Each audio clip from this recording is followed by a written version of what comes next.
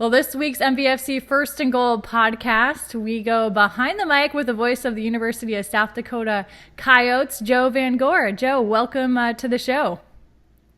Hi, Kelly, and really have enjoyed the series so far this year. You know, when you talk to Art Haynes and also Mike Reese and then Dick Lutke as well, compared to those guys, I'm kind of like a baby in poopy diapers for as far as their longevity, and for me not having done the Coyotes all that long. Yeah, I don't think you're giving yourself enough credit, though, because you've done a lot of stuff in South Dakota in general. So, one thing I wanted to start with is this is your second stint with the Coyotes, your first having been in 1990 and 91. And so what was it like returning to USD, back in 2012? And what have you particularly enjoyed about this second time around?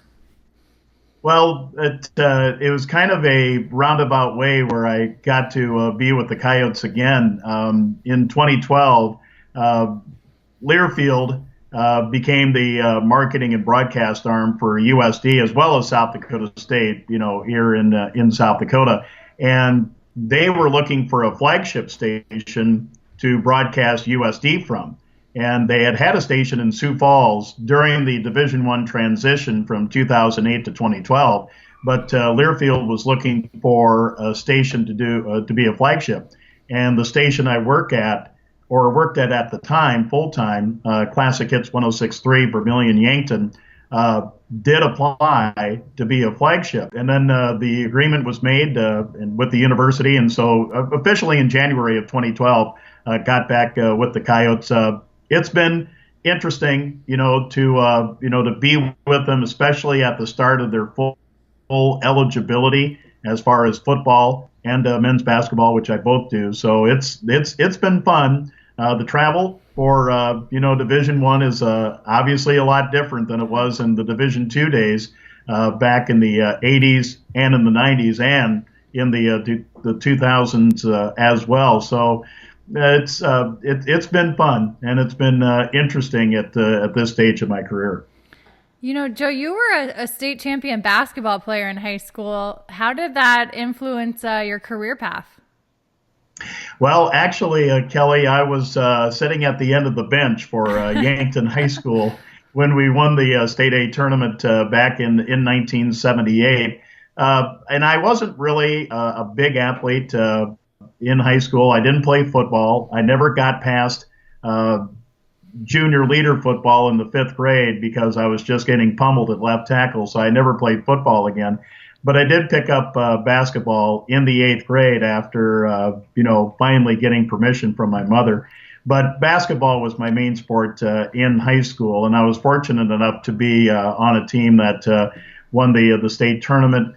And to answer your question, you get great powers of observation sitting on the bench. And I had actually started in radio in June of 1976 at a local station in Yankton, South Dakota. So as of June of this year, I've been in radio for 40 years, and now this is my 33rd year of calling games.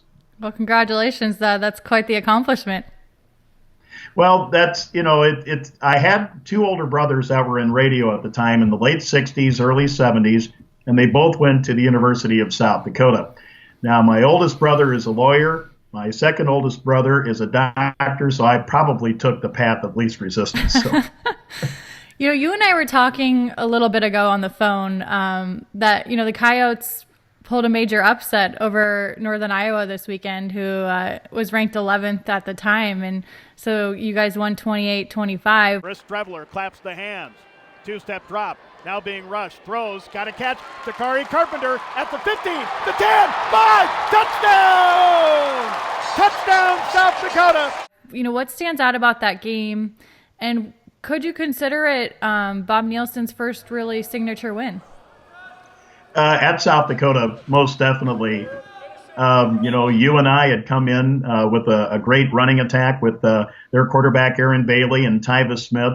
They had put up some pretty impressive numbers. The UNI defense only was giving up like 68 yards per game rushing, and the Coyotes had just a touch over 200. Plus, the Coyotes minimized their mistakes. Before the game on Saturday, the Coyotes had allowed 66 points off of their turnovers. And, that led to, obviously a loss at North Dakota back in the non-conference on September 17th, where the Coyotes lost in double overtime. And, Youngstown State had scored a pick six against the Coyotes, when the Coyotes had pulled to within 10 points with 5 minutes to go, obviously manageable.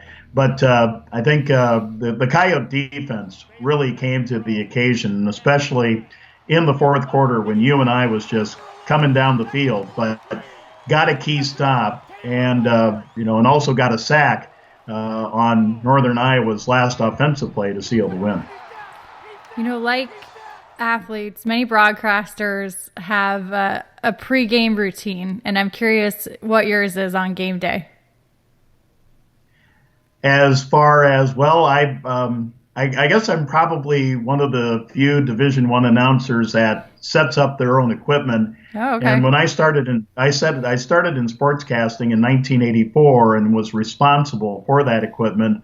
And, I set up equipment as far as, well, obviously where I was at. I mean, I did high school football for a long time in southeast South Dakota and northeast Nebraska, where it required, sometimes you're sitting outside, sometimes you're sitting in a booth, shoulder to shoulder.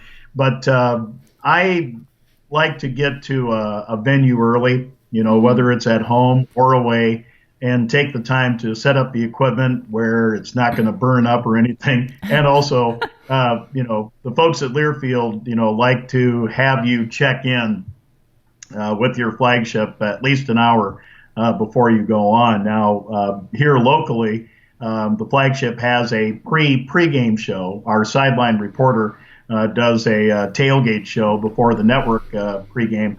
I would say that's kind of my routine. I like to get there early, like to set up the equipment, like to be comfortable before I start talking. Yeah, that's certainly understandable. Work out any kinks that there are.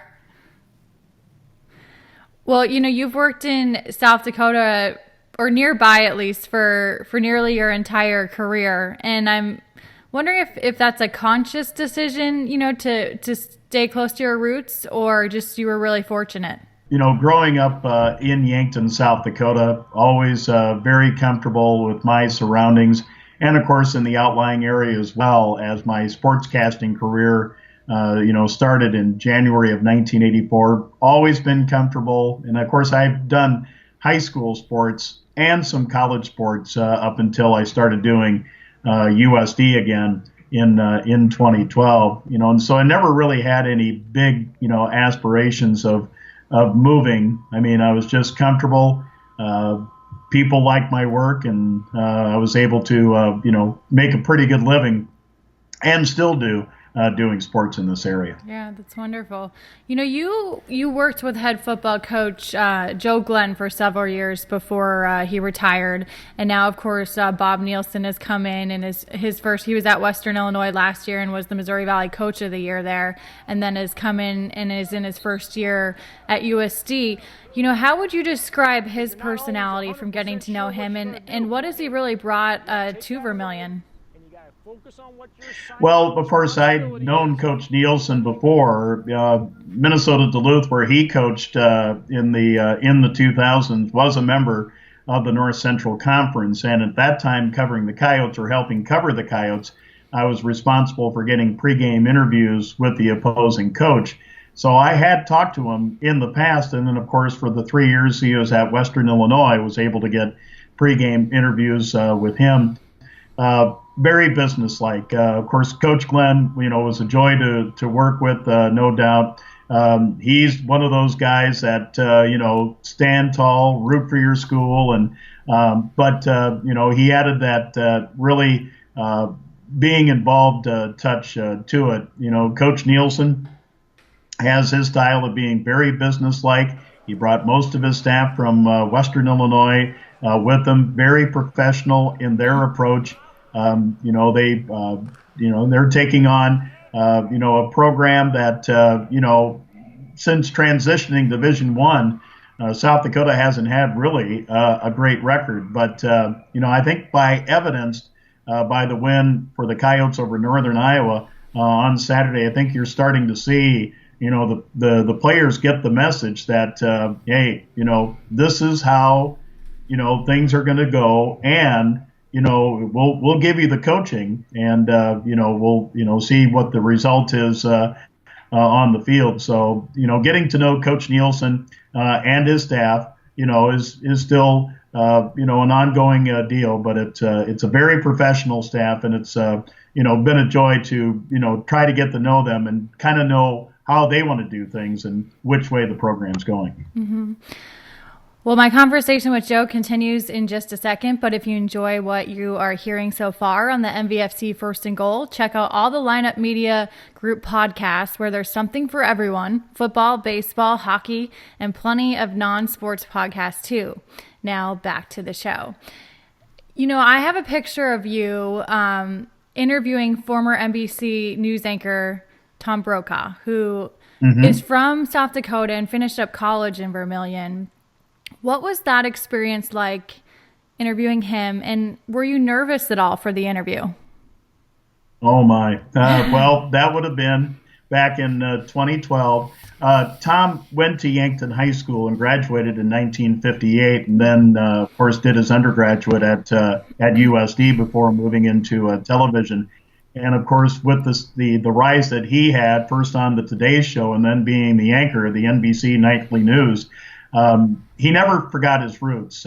He's always come back to South Dakota, especially to USD, especially for the Dakota Days homecoming celebration. He and his wife were the parade marshals in 2012.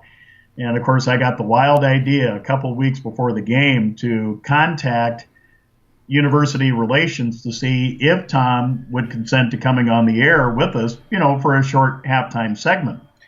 Well, I was told that was possible, but I didn't realize that they were going to help crown Mr. and Miss Dakota at halftime, and that all of a sudden he wouldn't be available. So I did, one of the sports information peoples at South Dakota said, well, would he consent to coming up and putting on a headset while we're doing like in the third quarter or something like that?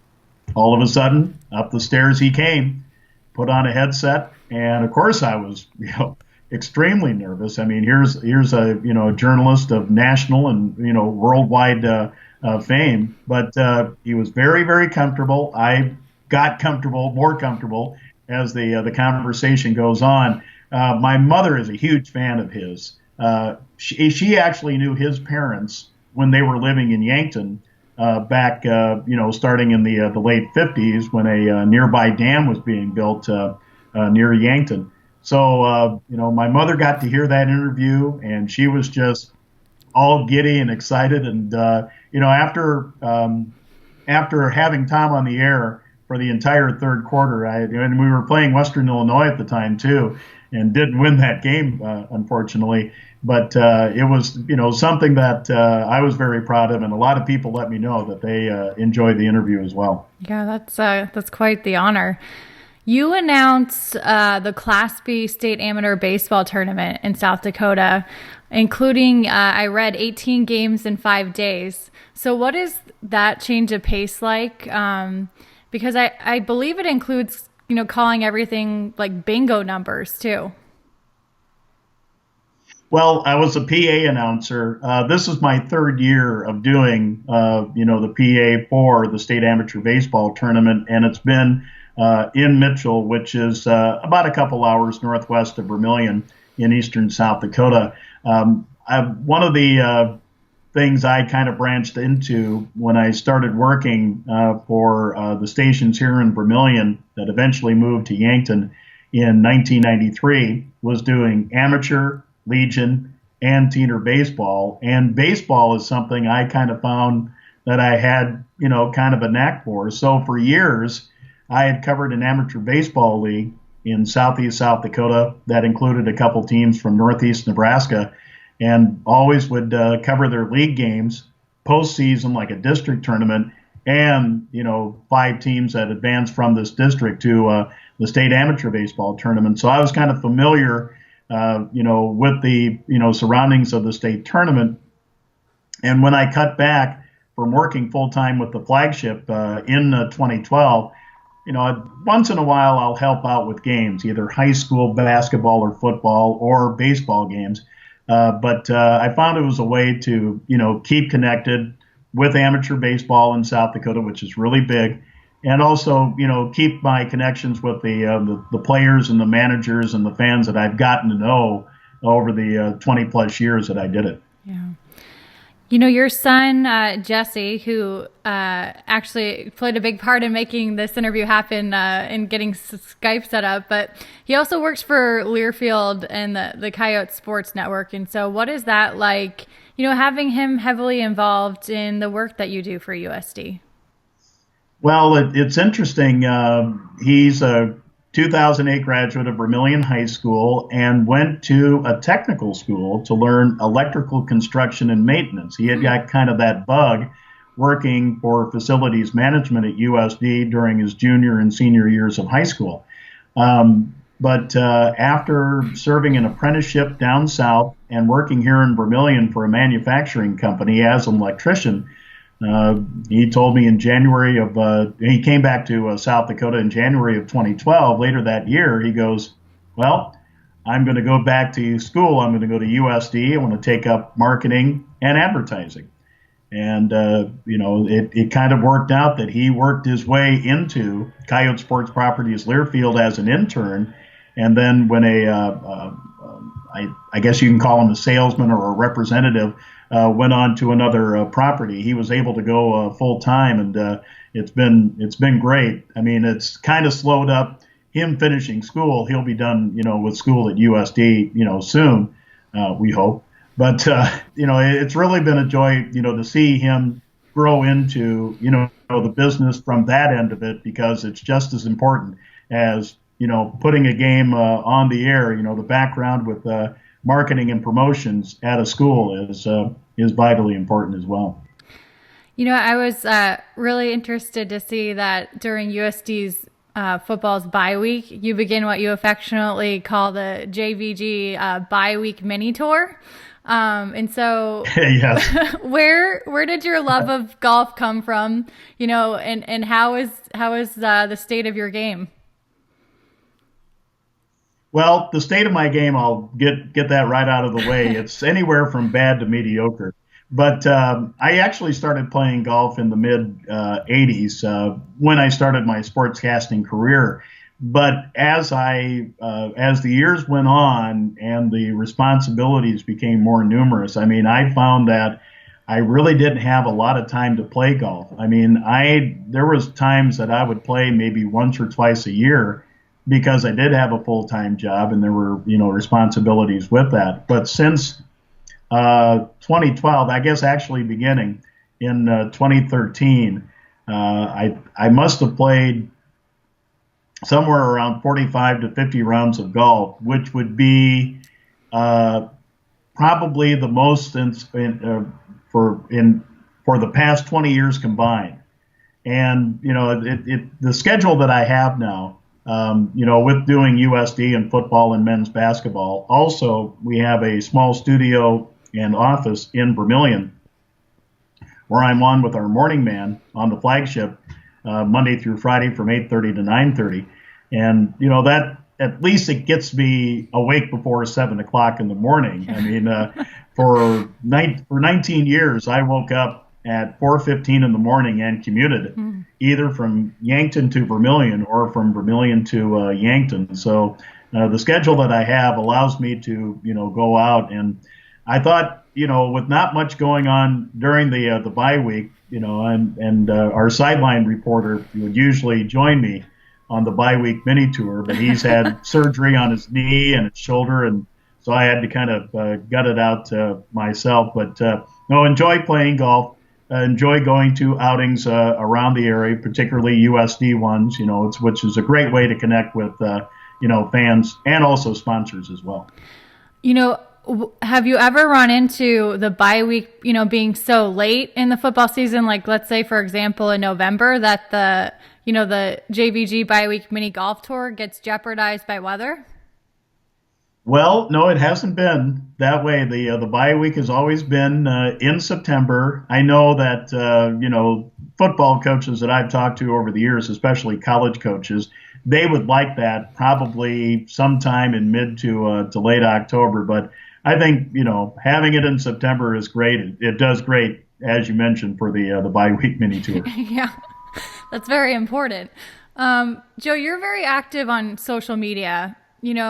What kind of inspired you to specifically join Twitter? And what is your take, as being the voice of a school and being a play-by-play voice, why is it important, to be active on social media? Well, actually, I haven't been on Twitter that long, maybe about 3 years, and I was kind of goaded into doing that, for the amount of tweets that I see some guys have, or like some colleagues have, like they're in the 30,000s or something. I'm just over 1,100 in 3 years.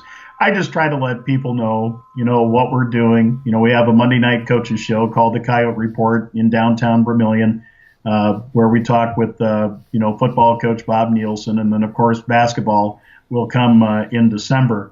Just try to let people know that, hey, this show is coming up.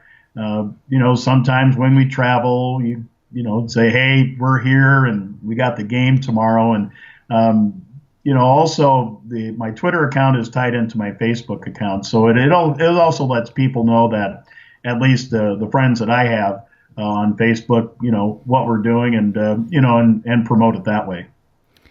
What is your advice to young aspiring broadcasters? Well, as a matter of fact, late in September, I did talk to a sports broadcasting class at USD, and of course, I tell them that I'm an old grizzled veteran, of the School of Hard Knocks in radio, where you had to kind of learn by doing. I told them, be prepared. I mean, you just can't graduate from school and then expect to be at a major TV station or a major TV network doing sports or everything like that, or stepping in and doing Division I play-by-play. I told them, be prepared to be a jack of all trades, because at small radio stations, and especially the one that I started at, you have many different hats. Where, the technology from when I started, I was playing records, actual vinyl records on a turntable. I was playing commercials on a cart. We had a wire machine that you ripped and read for your news, weather, and sports. But now with the automation and everything like that, things are kind of a lot simpler. And I didn't really see, automation except in its first form back in 1993. But really, I just told these men and women that you have to be a jack of all trades. Learn what sales is about. Learn what programming is about, because they all correlate into the games you do. Because if you don't have, of course, a good cell service, if you don't have sponsors, you don't have cooperation from coaches or the place that you're doing a game at, you can't do a broadcast. So I said, just learn all the aspects of where you're at and how everything kind of correlates into the games you do. Well, Joe, thank you so much for your time. Is there anything that I have not asked you that you would like to share? Well, again, have really enjoyed the series, Kelly, that you've done with the other voices here in the Missouri Valley Football Conference. A lot of these guys, I only see them once a year because they, they're in the Valley or another league for other sports, while there's some that I see, of course, doing football and men's basketball in the Valley and in the Summit League. Just, feel fortunate to be a part of this fraternity and, look to, hopefully, advance the good name of the University of South Dakota as they continue this trek through Division I athletics. Well, it's been a real pleasure getting to know you, and of course the rest of the announcers in the league so far. you hear about you guys from afar. Maybe you know a little bit about you briefly, but to get to know you better has been a real joy for me. And of course, the Valley in general just has such a rich history of longtime play-by-play announcers, or obviously with South Dakota recently joining the league in the last 5 years. It's been fun to have you aboard as well. So. All right. Appreciate it, Kelly. I appreciate your time.